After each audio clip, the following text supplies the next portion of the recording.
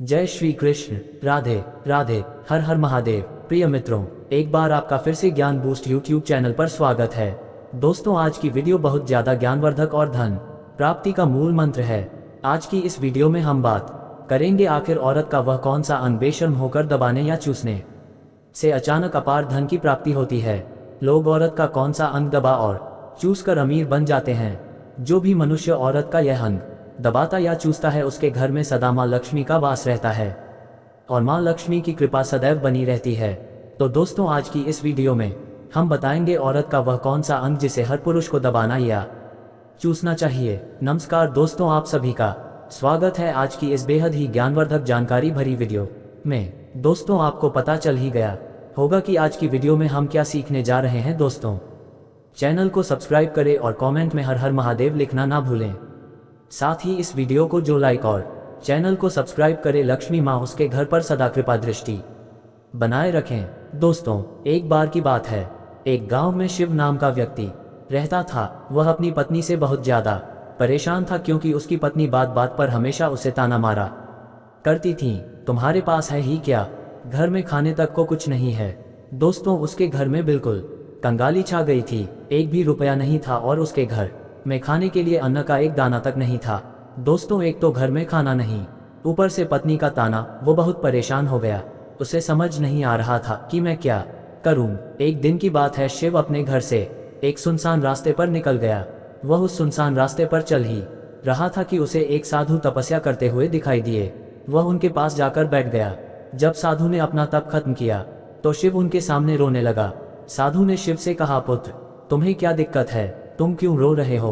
आखिर तुम्हें क्या परेशानी है? तब शिव ने साधु महाराज से कहा, हे महाराज, मेरी एक पत्नी है जो कि मुझे रोजाना ताना मारती है। मैं गरीब हूं तो मैं क्या करूं? कितना भी कुछ कर लूं लेकिन धन कमा ही नहीं पाता हूं। अभी तक एक छोटा सा धंधा था, वह भी पत्नी के क्लेश की वजह से चौपट हो गया। वह दिन रात मुझसे झगड़ा करती है। अब तो मैं दाने दाने के लिए परेशान हो गया हूँ। हमारे घर में खाने के लिए कुछ भी नहीं है, इसके अलावा पहनने के लिए वस्त्र भी नहीं है। लेकिन मैं अपनी पत्नी को समझाता हूँ कि वह मुझे ताने ना मारे, मुझसे झगड़ा ना करे, लेकिन वह बिल्कुल भी नहीं मानती।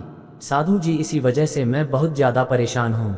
इसी वजह से मैं घर छोड़कर यहाँ आया हूँ। वो साधु जी कहते हैं, रो मत बेटा, मैं तुम्हें ये काम बताने जा रहा हूँ। तुम्हें औरत का सिर्फ यह अंग बेशर्म होकर कर दबाया चूस लेना है। अचानक तुम्हारे घर में धन की प्राप्ति हो जाएगी। तुम देखते ही देखते अमीर बन जाओगे। साधु जी कहते हैं, जो भी पुरुष औरतों का यह अंग दबाता या चूसता है, उसके घर में कभी भी धन की कमी नहीं रहती है और ना ही उसके घर में लड़ाई होती है, या जो भी व्यापार करता है उसमें हमेशा तरक्की होती है। साधु जी ने कहा, अब मैं तुमको औरत का वह अंग बताने जा रहा हूँ। इसे ध्यान से सुनना और अपने जीवन में इस पर जोर करना। तब शिव साधु जी महाराज की बातें बहुत गौर से सुनता है और कहता है, जितना जल्दी हो सके मुझे ये बता दो। दोस्तों, तभी साधु जी महाराज उस आदमी को एक कहानी सुनाते हैं और बताते हैं, एक नगर में एक किसान रहता था। उसके बहुत सारे खेत थे जिस पर वह दिन रात मेहनत करता था। उसके घर में किसान और उसकी पत्नी रहा करते थे। उस किसान और उसकी पत्नी में आपस में बहुत ज्यादा प्रेम था। उसके घर में किसी भी प्रकार की लड़ाई झगड़ा या क्लेश नहीं होता था। इसी वजह से उसके घर में सदैव माँ लक्ष्मी का वास रहता था और उसके खेतों में इतनी ज्यादा पैदावार होती थी कि वह दिन प्रतिदिन और अमीर होता जा रहा था। उस किसान और उसकी पत्नी में इतना प्रेम था कि आसपास के लोग उन्हें देखकर जल जाया करते थे।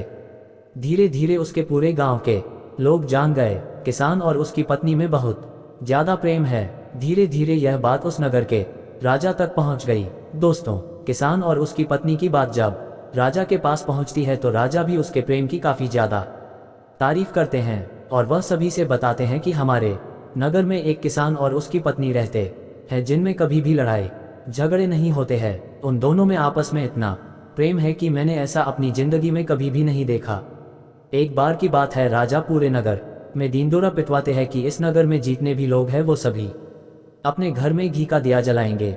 राजा की पत्नी पूछती है कि आप ऐसा क्यों कर रहे हैं? सबके घर में घी का दिया क्यों जलवा रहे हैं? राजा अपनी पत्नी की बात सुनकर कहते हैं, दीपक प्रेम की निशानी होता है। जिसके घर में घी का दीपक जलता है उसके घर में सदैव प्रेम बना रहता है, और मैं चाहता हूं कि जो प्रेम किसान और उसकी पत्नी के घर में है वह हमारे पूरे नगर में रहे। पति और पत्नी के बीच, इसीलिए मैं हर घर में दीपक जलाना चाहता हूँ। दोस्तों, राजा के सैनिक जाते हैं और हर जगह नगर में ढिंढोरा पीट देते हैं और कहते हैं सभी के घर में रात भर घी का दीपक जलाना चाहिए। दोस्तों, राजा की बात मानकर सभी नगरवासी अपने घर में दीपक जला देते हैं, लेकिन जैसे ही आधी रात होती है सभी के घर के दीपक बुझ जाते हैं, लेकिन किसान के घर का दीपक वैसे ही जलता रहता है। दोस्तों, दीपक हमेशा किसान की पत्नी जलाती थी, लेकिन उसकी बात नहीं मानती थी। वह हमेशा अपनी मनमानी करती थी, उसका जो भी मन करता था वही काम करती थी। लेकिन किसान को इस बात से कोई भी दिक्कत नहीं होती थी, क्योंकि किसान बहुत समझदार था। किसान सोचता था यदि मैं अपनी पत्नी को रोक टोक करूंगा तो घर में बेवजह ही लड़ाई झगड़ा होंगे। इसी वजह से कई चीजें किसान अपनी पत्नी की ये बातें अनदेखा करता था। किसान इस वजह से अनदेखा करता था कि उसके घर में प्रेम बना रहे। और उधर राजा अपने महल के ऊपर चढ़कर पूरे नगर का नज़ारा देख रहे थे। उन्होंने देखा कि सारे नगर में किसी के घर में दीपक नहीं जल रहा है, लेकिन किसान के घर में दीपक जल रहा है। तब राजा अपनी रानी से बोलता है कि देखो, किसान और उसकी पत्नी के घर में दीपक जगमगा रहा है, लेकिन पूरे नगर में कहीं भी दीपक नहीं जल रहा है। इसी से पता लगता है कि किसान और उसकी पत्नी में कितना प्रेम है। तब राजा की पत्नी राजा से बोलती है कि जो किसान और उसकी पत्नी में प्रेम है वो किसान की पत्नी की वजह से है, और इसी वजह से उसके घर में इतना ज़्यादा प्रेम है। दोस्तों, जब राजा रानी की बात सुनता है तो कहता है नहीं, तुम्हारा सोचना गलत है। जो प्रेम किसान के घर में है वह उसकी पत्नी की वजह से नहीं है, बल्कि वह किसान की वजह से है। रानी, यहाँ पर किसान बहुत ज़्यादा समझदार है। आपका सोचना गलत है और यही वजह है जो कि उनके घर में कभी भी लड़ाई झगड़ा नहीं होता है। दोस्तों, राजा कहता है किसान समझदार है और रानी कहती है किसान की पत्नी समझदार है। दोस्तों, इसी तरह कुछ देर चलता रहा। राजा कह रहे थे किसान समझदार है, रानी कह रही थी किसान की पत्नी समझदार है। इसी बात को लेकर राजा और रानी के बीच काफी झगड़ा हो गया। इसके बाद रानी ने राजा की दाढ़ी उखाड़ ली और राजा ने रानी को उठाकर पटक दिया। इसके बाद राजा कहता है हम लोगों को झगड़ा करने की जरूरत नहीं है, क्यों ना हम किसान और उसकी पत्नी की परीक्षा ले ले।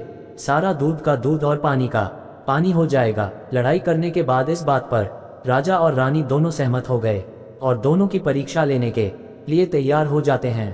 तब राजा अपने महल में जाता है और एक पुरुष सैनिक को बुलाता है और पुरुष सैनिक से बोलता है कि तुम किसान के पास जाओ और जो प्रश्न मैं तुमसे बोल रहा हूँ वह तुम किसान को बोल देना। वह पुरुष सैनिक बोलता है ठीक है महाराज, और वो पुरुष सैनिक राजा की बात सुनकर किसान के पास जाता है।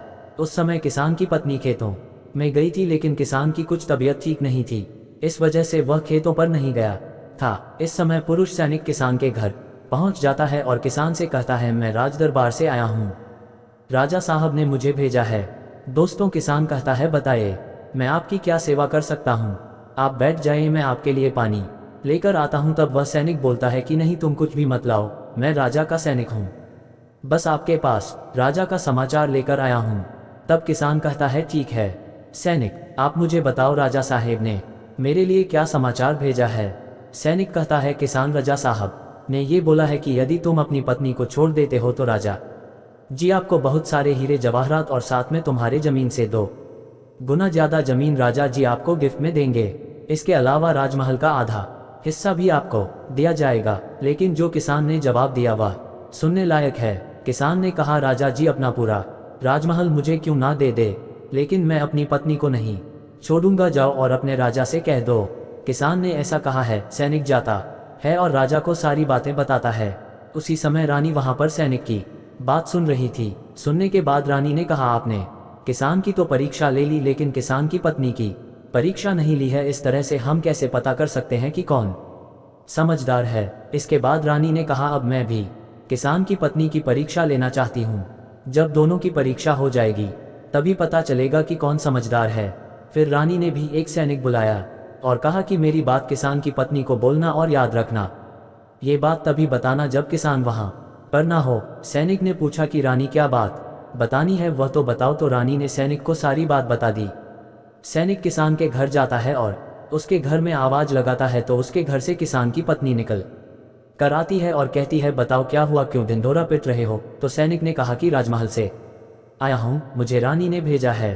किसान की पत्नी ने कहा बताओ किस लिए आए हो। तब सैनिक ने कहा रानी ने बोला है। यदि तुम अपने पति किसान को मार देती हो तो आपको बहुत सारे हीरे जवाहरात रानी आपको देंगी और साथ में राजमहल का आधा हिस्सा भी आपको मिलेगा। इसके अलावा जितनी भी आपकी जमीन है वह तो आपकी रहेगी, लेकिन उसकी 2 गुना जमीन भी रानी आपको देगी। ये बात सुनकर किसान की पत्नी तैयार हो जाती है, कहती है ठीक है, यदि मुझे इतना कुछ रानी साहिबा देंगी तो मुझे मंजूर है, मैं अपने पति को मार दूंगी। तब सैनिक पूछता है कि रानी को कैसे पता चलेगा कि आपने अपने पति को मार दिया है। तभी किसान की पत्नी बोलती है, मेरे घर में जो दीपक जल रहा है, जब मैं किसान को मार दूंगी तो उसे बुझा दूंगी, तभी आपको पता चल जाएगा कि मैंने किसान को मार दिया है। अब सैनिक किसान की पत्नी की बात सुनकर राजमहल जाता है और रानी को सारी बात बताता है। किसान की पत्नी की बात सुनकर रानी बहुत अचंभित हो जाती है। राजा और रानी को स्त्री जात से नफरत होने लगती है। उसी समय राजा अपने नगर के सभी लोगों को बुलाता है और कहता है कि मैं चाहता हूं कि मेरे और मेरी पत्नी की वजह से किसान की जान ना जाए। तुम लोग ऐसा करो, उस किसान के घर जाओ और सारी बातें बता दो और उस किसान को बचा लो, वरना किसान की पत्नी उसे मार देगी। इधर सैनिक किसान के घर जाते हैं और सोचते हैं कि किसान की पत्नी किसान को रात में मारेगी और दिया बुझाएगी। इससे पहले ही हम किसान के घर में पहुंच जाते हैं और किसान को बचा लेते हैं। दोस्तों, जैसे ही राजा के सैनिक किसान के घर पहुंचते हैं तो देखते हैं कि किसान तो मरा पड़ा हुआ है। तो सैनिक किसान की पत्नी से बोलते हैं कि तुमको तो किसान को रात में मारने के लिए बोला गया था, लेकिन आपने अभी किसान को क्यों मार दिया? तब वह किसान की पत्नी बोलती है कि किसान को तो मुझे मारना ही था, रात में तो मुझे सिर्फ दिया ही बुझाना था, इसलिए किसान को तो मैंने दिन में ही मार दिया है। सभी सैनिक तुरंत ही किसान के घर से दौड़े जाते हैं और राजा रानी को सारी बातें बताते हैं। राजा और रानी क्रोध से आग बबूला हो जाते हैं। इसके बाद राजा और रानी किसान की पत्नी को बंदी बनाकर लाने के लिए अपने सैनिक से कहते हैं। सैनिक जाते हैं, किसान की पत्नी को बंदी बनाकर ले आते हैं। राजा किसान की पत्नी से पूछता है, ऐसा तुमने क्यों किया? तुम लालची औरत हो, तुम्हें पैसों से प्यार है। तभी किसान की पत्नी ने जवाब दिया और बताया कि मुझे तो किसान को पहले ही मारना था, वो तो मैं कोई बहाना ढूंढ रही थी, क्योंकि किसान की आदत बहुत खराब थी, वह मेरे साथ बहुत खराब व्यवहार किया करता था। तो राजा ने कहा, ऐसा क्या करता था किसान? तो किसान की पत्नी ने जवाब दिया, वो मेरे नाक का ऊपरी हिस्सा अपनी उंगली से हमेशा दबाया करते थे। इसके अलावा किसान एक काम और मेरे साथ करता था, वह किसान मेरे कान का पिछला हिस्सा अक्सर अपनी जीभ से स्पर्श किया करता था। राजा ने पूछा, ये बताओ, जब आप लोग गरीब थे तब क्या किसान आपके साथ यह काम करता था?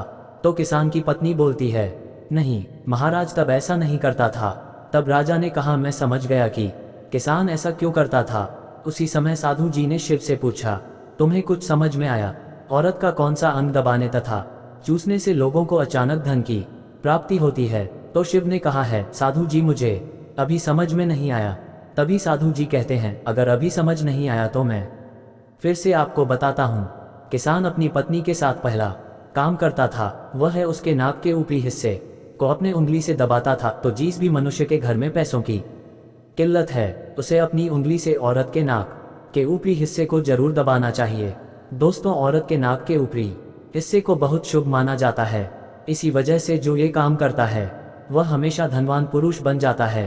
दूसरा काम है, जो भी पुरुष औरत के कान का पिछला हिस्सा अपने जीभ से स्पर्श करता है, उसके किस्मत के द्वार खुल जाते हैं, उसे अचानक धन की प्राप्ति होती है। ऐसा इसलिए होता है क्योंकि औरत के कान के पिछले हिस्से में माता लक्ष्मी का वास होता है। जब आप ऐसा करते हैं तो माता लक्ष्मी आपसे प्रसन्न हो जाती है और आपको अपार धन देती है। और आपने एक बात तो जरूर सुनी होगी, औरतें माता लक्ष्मी का रूप मानी जाती है। इसी वजह है इस संसार में जो भी मनुष्य या दो पवित्र काम करता है, उसका घर धन से भर जाता है। जो कि इस कहानी में किसान भी अपनी पत्नी के साथ करता था। लेकिन आप जब भी ऐसा काम करें तब आपको अपनी पत्नी को पूरी बात बता देनी चाहिए, अन्यथा आपके जीवन में इसी तरह अनर्थ भी हो सकता है। दोस्तों, आज का ज्ञानवर्धक वीडियो कैसा लगा कमेंट करके जरूर बताएं और हाँ, कमेंट में हर हर महादेव लिखना ना भूलें। मित्रों, अंत तक वीडियो देखने के लिए आपका धन्यवाद। हर हर महादेव।